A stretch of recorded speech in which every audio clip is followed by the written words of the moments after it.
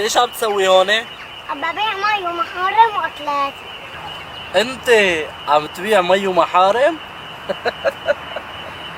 ايه انا عم ببيع مشان اعيش واكل واشرب.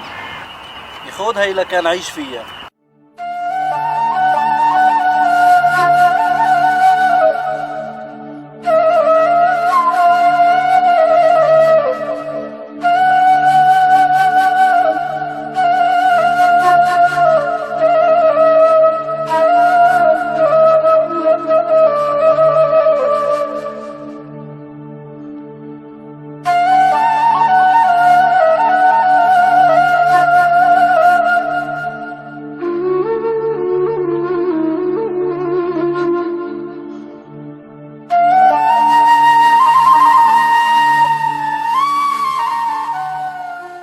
طز فيك وفي نصراتك.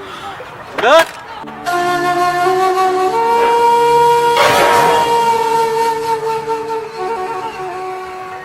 اسمع عمو وخلي كل العالم تسمع. انا سوري ابن سوريا، انا ابن العز والكرم. اجدادي وابائي كلهم سوريين. عشنا بكرامة ما منموت الا بكرامة، بس الحرب خانتنا ومع ذلك اهلنا علمونا ما ننزل الا لربنا، والحمد لله نحن بصحة وعافية.